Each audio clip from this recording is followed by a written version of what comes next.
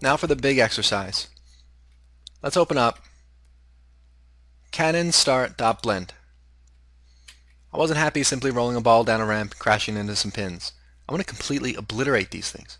So we're going to fire a bowling ball out of a cannon at them.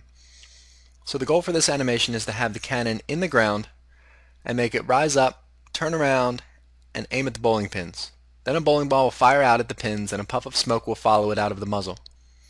So we're going to be using object animation for the aiming part, physics for the collision with the bowling pins, and smoke simulation for the puff of smoke. Here's what our final product should look like.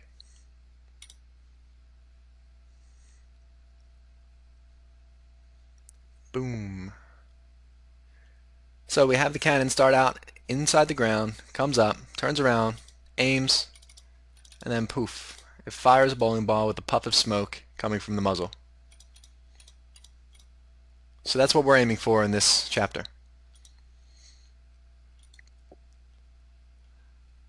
Alright, let's take a look at the blend file. Let's look at the cannon first so you know what's going on here. Cannon's actually two parts. There's this piece here which I call the turret. This is what moves up and down inside this little shell. So I'm calling that the turret, and I'm going to call this piece the cannon. The cannon is a separate piece from the turret, but it's parented to the turret. So however the turret moves or rotates, the cannon's going to rotate and move with it.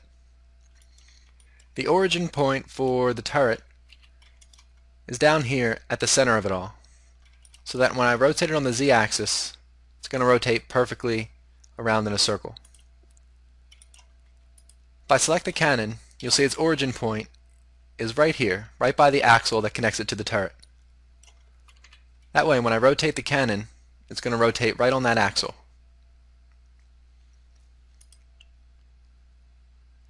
If we look inside the cannon, at the end of the barrel is the bowling ball. So let's select that. And you'll also notice that I have parented this bowling ball to the cannon, so that however the cannon rotates, the bowling ball is going to rotate with it until we're ready to fire it. So first things first, let's restrict the rotation of the cannon. Since it rotates at its axle, it should only be able to rotate on one axis. Right now, if we rotate the view and try to rotate the cannon to aim it, you'll see that it intersects with the thing that's holding it. We want to restrict its rotation so it can only rotate on one axis, and it can't kind of rotate sideways like that into the thing that's holding it up. So with the cannon selected, let's open the toolbar on the right side by either pressing the N key or the plus sign at the top right. And let's scroll to the top of this toolbar. At the top here, there's 3 fields for location and 3 fields for rotation. Let's take a look at the rotation ones. There's 3 lock icons next to these fields. If we lock the X rotation and the Z rotation, now all that's left is the Y rotation. If we press the, you'll see it's rotating on the Y-axis. Now let's rotate the view. Press the R key again, and you'll notice it's still only rotating on the Y-axis. That's because that's the only axis that we didn't lock. So we locked the X rotation and Z rotation, so now the cannon rotates only on one axis. And because the cannon is connected to this axle here, it shouldn't be able to move either. But if you press G, you can see that we can move it. So let's just, for the hell of it, lock X, Y, and Z location. Now if you press the G key, you'll see you cannot move that cannon from its spot right by that axle. Alright, now we're done with the cannon. Let's do something similar for the bowling ball. So in wireframe view, I'm going to select the bowling ball, and if you press the G key to move it, you'll see you can move it outside the barrel. So there's a good chance that when we're animating this shooting out of the cannon, it's going to be intersecting the cannon. So we want to make it so that the cannon can only move on the X-axis, so that it will shoot perfectly out of the cannon barrel. So let's do the same thing. In the side toolbar, let's lock Y and Z location and press the G key, and you'll see it can only move back and forth on the x-axis now. So we can move it perfectly straight out of the barrel. Now let's play around here. Let's select the cannon and rotate it down 15 degrees.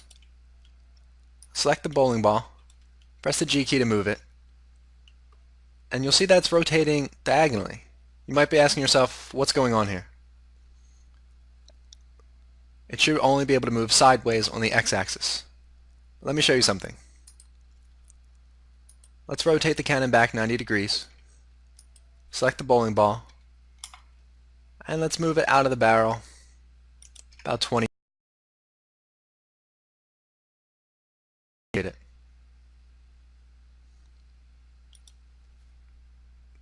You kind of get what's going on here? The ball is always only moving on the x-axis like it should. But then when you rotate the cannon, the ball follows that rotation no matter what. So let's undo all that. Put the bowling ball back in the cannon. And let's move on. We're almost done prepping for the object animation. The last thing we have to do is lock some things for the turret. So select the turret, and let's lock the X and Y location so that it can only move up and down on the Z-axis. And while we're at it, let's lock X and Y rotation so that it can only rotate on the Z-axis. So it can only move up and down and rotate on the Z-axis.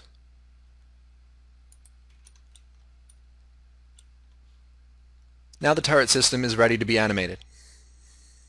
The animation is going to start with the turret in the ground. So first let's select the turret and rotate it 90 degrees from top view by holding Control until it's a perfect 90 degrees. Now in side view, select the cannon and rotate it 90 degrees upward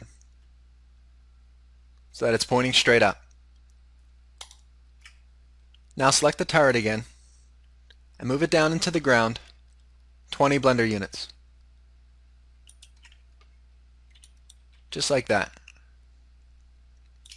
Now we're ready to make it rise out of the ground and aim at the bowling pins. So with the turret still selected, let's move ahead to frame 20, which is where all the movement will start to happen. Press the I key and insert a location keyframe. Now move ahead 15 frames to frame 35. And select the turret and move it up 20 blender units out of the ground. Press I and insert another location keyframe. Now go back to frame 1 and play the animation to see how it looks.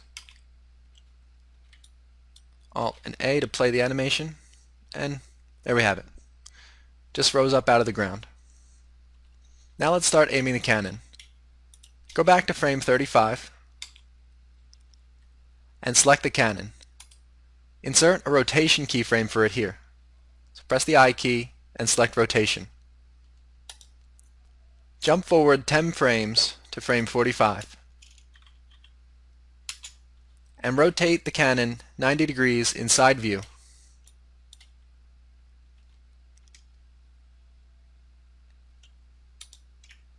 And press I and insert another rotation keyframe for it.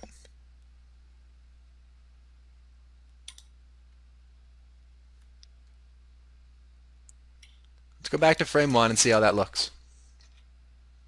Zoom, boom. Looks good. Now go back to frame 45, which is the frame we stopped at, and select the turret there. And let's insert a rotation keyframe for the turret at this frame as well, because now we're going to begin to start turning the turret to aim at the bowling pins. So let's move ahead 20 frames now to frame 65 and go to top view and rotate the turret 90 degrees to the left.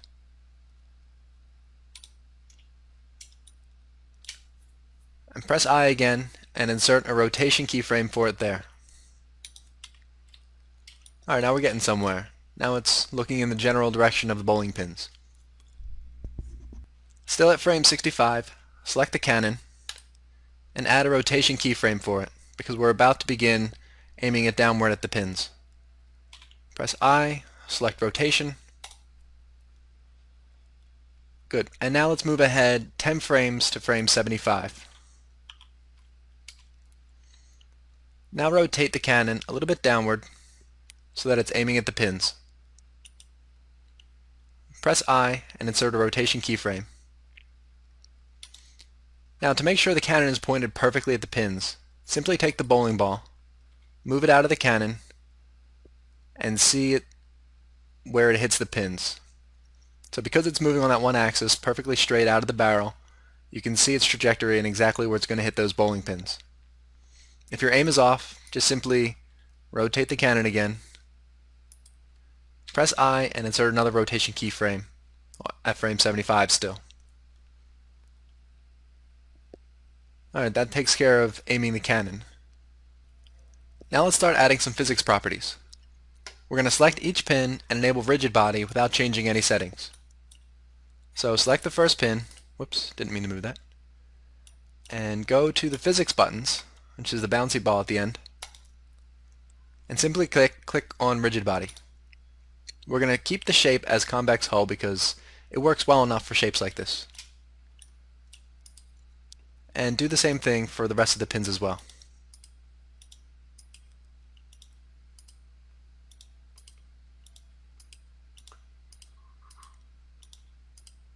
So once you're done adding rigid body physics for all the pins, let's select the ground.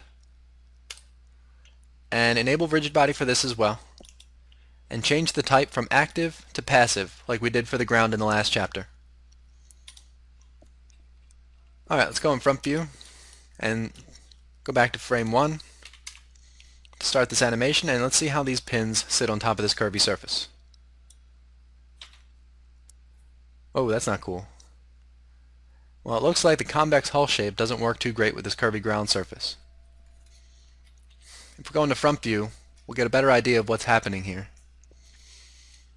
You'll see they're kind of floating above it. It's because convex hull creates a collision area around the object based on its highest points. It won't follow every curve. For that, we'll need to change the collision shape to mesh. So with the ground still selected, change the shape from convex hull to mesh.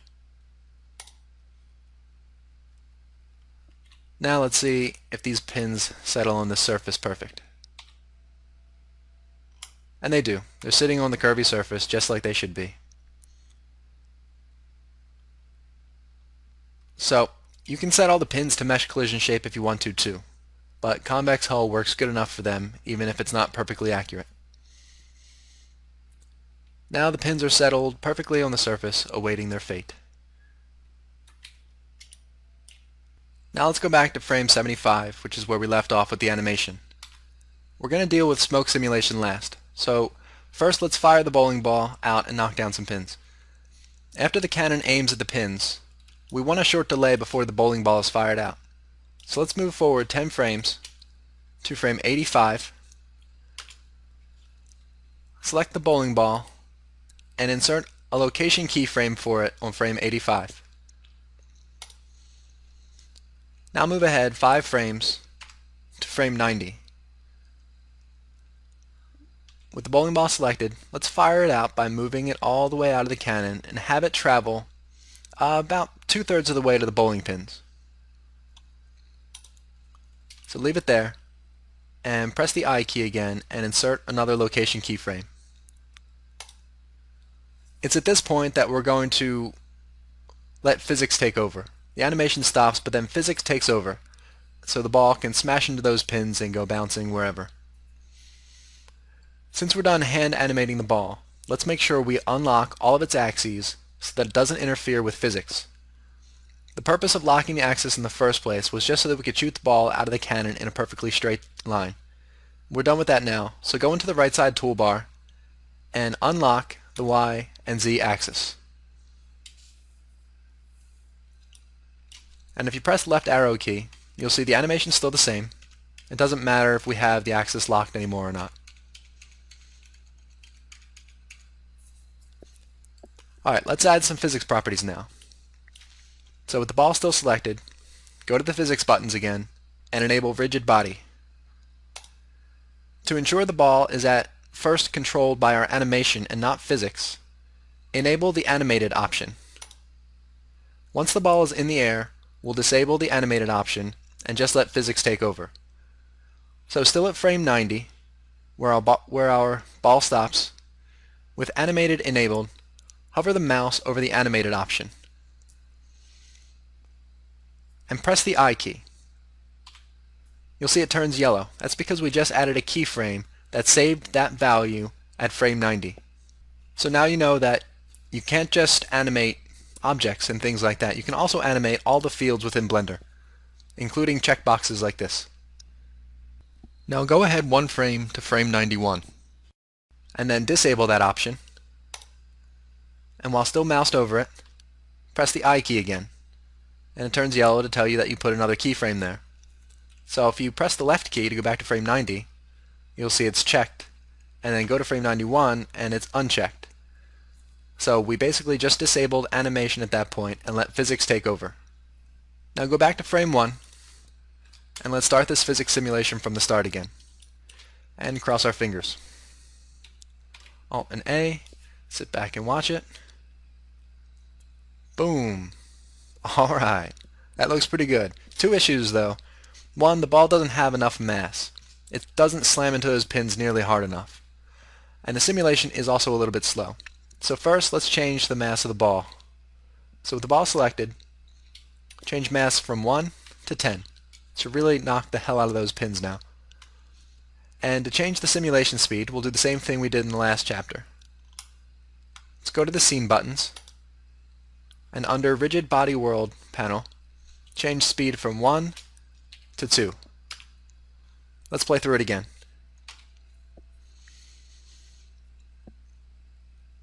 Boom. Let's get an angled shot of that. I want to see what's going on.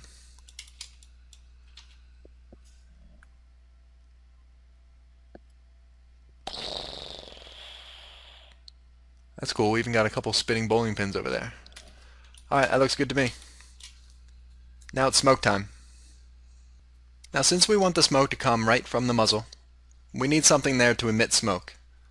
First, let's go back to frame 65, where the cannon is pointed perfectly 90 degrees, just so everything's a little bit neater to work with. Select the cannon and go into edit mode. Zoom into the muzzle, hold Alt and right click on one of those inner circles there. Press Shift and S and select Cursor to Selected. That'll put the cursor dead center of the muzzle there. Now back in object mode, go into side view and add a mesh circle right where the cursor is. And rotate the view so we can see it again. So there we just added a circle right at the muzzle. Let's scale it up to be the size of the muzzle or size of the barrel. And go into edit mode, and with all the vertices selected, press the F key to make them a face. There we go, now it's solid. So this is going to be our emitter object. This is what's going to be emitting smoke when the bowling ball is shot out. Now the reason I added a new circle instead of just separating a circle from the cannon is that if I separated a circle from the cannon, it would inherit the cannon's action and animation as well. So if I changed the animation for the circle, it would affect the cannon and vice versa, which would complicate things when I go to animate smoke properties for the circle. So I just decided to make a fresh new circle to work with. Make sure you parent this circle to the cannon so that it rotates with the cannon. Do that by selecting it, holding Shift, selecting the cannon, and pressing Ctrl and P, and select Object. Then just right-click on the circle again to select that alone. Now we don't want this circle to be rendered, we want it to be invisible, so we need to give it a new material. So let's go to the Material buttons, add a new material, enable Shadeless so that it's not affected by light, and enable Transparency, turn alpha down to 0, so that it's completely clear. And one more thing, turn off traceable so that ray trace lights can see it and make it cast shadows.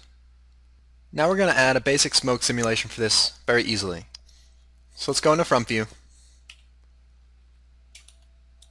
then go to the object menu in the header here,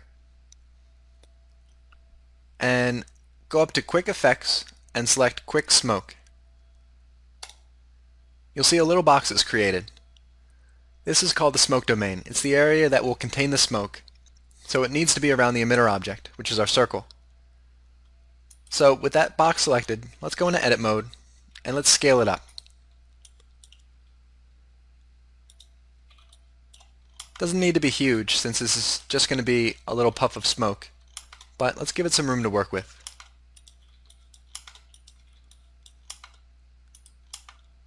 That looks fine to me. Alright, go into top view, make sure it has some room on the sides here to expand. There, so scale your smoke domain to look something like that and make sure it encompasses the circle around the muzzle. And also in object mode, make sure you parent this to the cannon so that it rotates with it as well. Hold shift, select the cannon, control and P to parent. Now let's go back to frame 1 and press Alt and A to start the animation and also start the smoke sim. You'll see a little puff of smoke. Nothing exciting though. But let's make some changes. And the first thing to change will be when the smoke starts and stops. You can see the smoke going up and all staying within that domain there. So the domain is basically like a room, and the smoke's going to stay in that room and even collide with the borders like they're walls. Alright, so let's change when the smoke starts and stops. So select the circle, which is our emitter object, the thing that emits the smoke, and go into the physics buttons, that little bouncy ball at the end again. You'll see when we added that quick effect for smoke, it automatically enabled smoke here in these buttons, and it made it a flow object, which is basically just the object that emits the smoke. The density value here is how we'll start and stop the smoke. Change the density to 0 for now, so the smoke is basically turned off. Let's move ahead to frame 85. And this is just a couple frames before the bowling ball leaves the barrel. So we're at 85. Mouse over the density value and press the I key to lock in that value at frame 85. Now let's go ahead to the next frame, frame 86. Change the density value from 0 to 1 and hovered over that, press the I key again to lock in that value. Now if you press the left arrow, go back to 85, you'll see the density is 0, smoke is turned off. Move ahead one frame to 86, density is at 1, so the smoke turns on there right before the ball leaves the barrel. So let's go back to frame 1 and rerun this simulation, see how it looks. Good, the smoke didn't start yet. Cannon's aiming, and boom, perfect. Started exactly when it should. Doesn't look like it should, but it started when it should, and that is the first step. So let's go back to frame 86, where the smoke begins to emit. And let's move ahead 5 frames to frame 91. Now we're going to turn the smoke off at frame 91. So move ahead 5 frames, frame 91, change the density value to 0, and press the I key over that. Now if you press the left key to go back 1 frame at a time, you'll see the density value changing. So at frame 85 the smoke is still off. At frame 86 it turns on, but then it begins to taper off until it turns off completely at 91. So let's see how that looks. Let's go back to frame 1 and restart the simulation. Press Alt and A.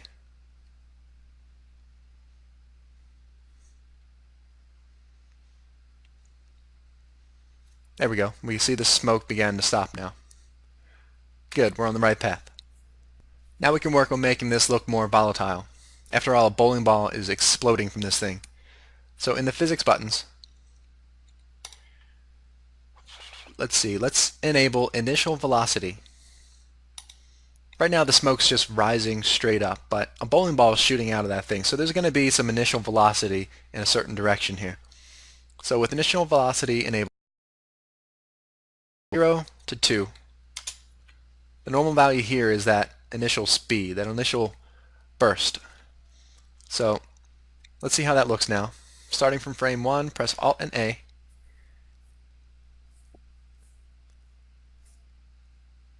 Poof. Alright, that looks so much better. Still got some work to do, but we're getting there. Problem right now is the smoke doesn't dissipate quickly enough. It doesn't disappear quickly enough. So to fix that, let's select the domain object, and in the physics buttons you'll see it's automatically had smoke enabled for it, and it's a domain object. That's from when we created the quick effect from the object menu. Now let's see. Since we just want a puff of smoke, we want the smoke to dissolve. So let's enable the option for dissolving. And the time here is how long it'll take to dissolve or disappear.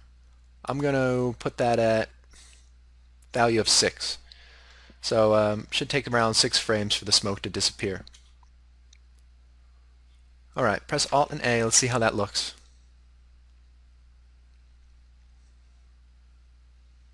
Poof. There we go. That's a good lifetime for that smoke.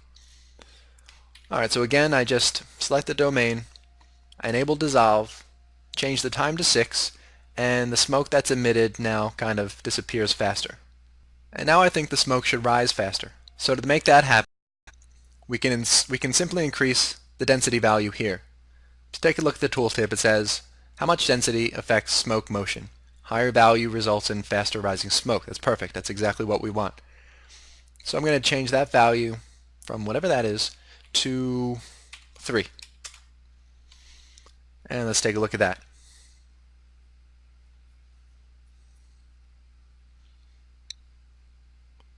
There we go. It's moving up a lot faster now. That's perfect. Alright, I'm also going to change the vorticity from 2 to 3. This is how turbulent the smoke is. Actually, I'm going to crank it up to 4. So that'll make the smoke a little bit more turbulent. And I'm also going to increase the time scale from 1 to 1.5. This is basically how fast the smoke simulation is. So the smoke is going to react a lot faster. And lastly, I'm going to enable smoke high resolution here. This will increase the detail of the smoke, but it also slows down the simulation and render speeds a little. So press Alt and A, see how it looks. You'll see the simulation is running a lot slower now, but the result is much more detailed smoke, so it's worth it. Poof.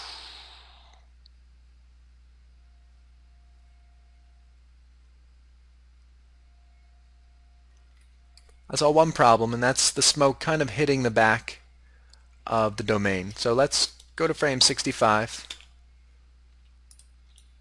and let's just move that back a little so the smoke's not hitting it. And let's make the smoke rise a little bit slower. So select the domain again and change density from 3 to 2 so that it rises a little bit slower. Alright, let's go back to frame 1, press Alt and A, and see how this looks.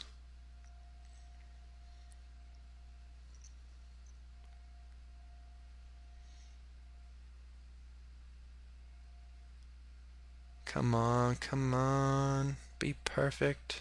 The smoke disappears, and that looks perfect to me.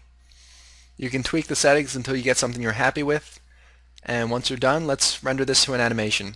Let's render this animation to a video. Before we move on to rendering this to a video, let me just recap all the settings that I changed. So for the smoke domain, I changed the density to a higher value to 2 so that the smoke rises faster. I changed vorticity from whatever it was at to 4, I increased that so that the smoke was more turbulent. I increased the scale of the time so that the simulation speed was faster and the smoke moved faster. I enabled dissolve so that the smoke disappeared, and I changed the time from 5 to 6 so that it lingered for about 6 frames. And let's see, did I change anything else?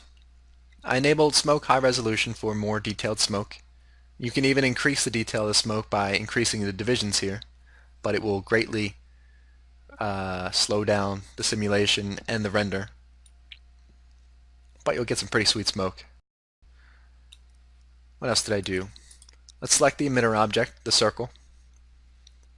For this, the density here controls when the smoke starts and stops. And we played around with that. And I also enabled initial velocity and changed the normal value to 2 to give it that initial burst of smoke when the smoke first starts up.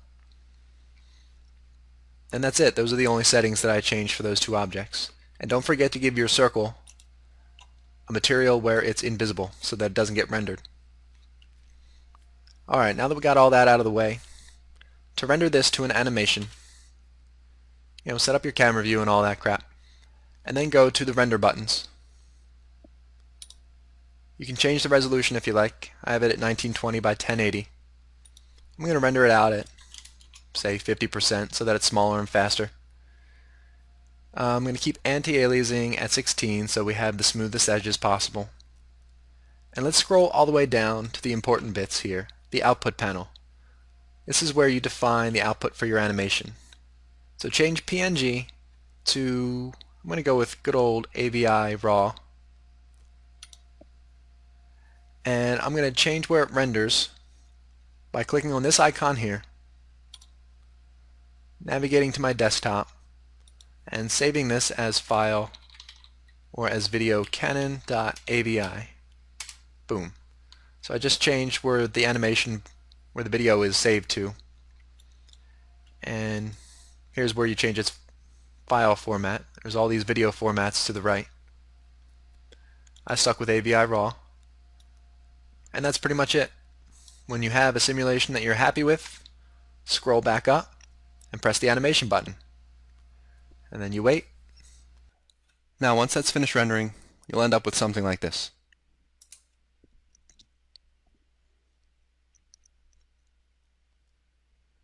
Now one thing to note is the shadow of the smoke. Let's watch it again. Right there. You can see the shadow of the smoke being cast onto the ground. Now you may end up seeing the shadow of the box used for the smoke domain instead of the shadow of the smoke itself. To correct this, you just need to make sure that all the materials have receive transparent shadows enabled in their material settings. So, for example, let's select the ground and go to material settings and scroll all the way down to the shadow panel. There's an option called receive transparent. Make sure that's enabled, and that will enable the smoke itself to cast shadows instead of the box used for the smoke domain. And make sure that option is enabled for any material in the scene that might be receiving shadows from the smoke, which include the turret and the cannon and these rocks as well.